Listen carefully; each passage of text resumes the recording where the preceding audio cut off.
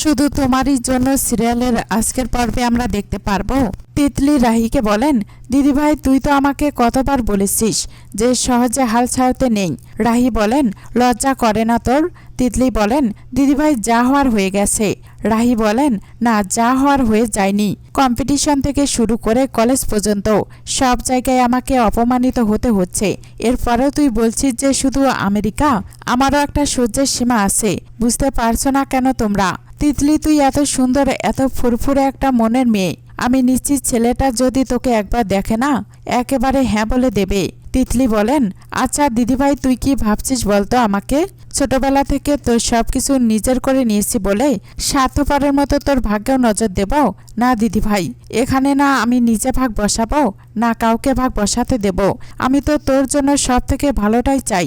ওই প্রতিযোগিতায় যেভাবে তোর অপমান হয়েছে, তারপর খুব রেগে আছিস তুই। কিন্তু দেখে তোর কোনো ভুল ছিল না বলে তোর ঠাকুর আরেকটা পথ খুলে দিল তোর জন্য। না হলে দেখ না, এতদিন আমরা আমেরিকা থাকা ছেলের পেছন পেছন ছুটেছি, আর আজ কোনো আমেরিকায় থাকা ছেলে যেচে পা রেখেছে। এটা তো শুধু তোর জন্যই সম্ভব হয়েছে। মা ঠাম্মি সবাই খুব খুশি। রাহি বলেন, আমার বোনটা কবে এত বড় হয়ে গেল? তিতলি বলেন, আমার কথা বাদ দেই, তুই এই ছবিটা দেখ, কি হ্যান্ডসাম না?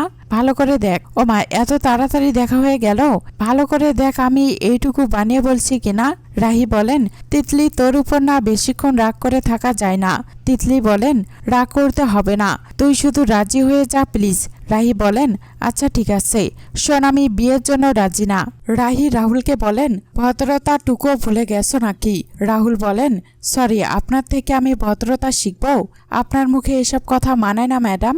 রাহি বলেন, তুমি কিন্তু এবার লিমিট ক্রস করছো। রাহুল বলেন, আমিও তাই ভাবছিলাম যে হঠাৎ করে আমাদের কলেজে কোন এমন প্রফেসর এলো যে বাচ্চাদের খেলতে দিচ্ছে না।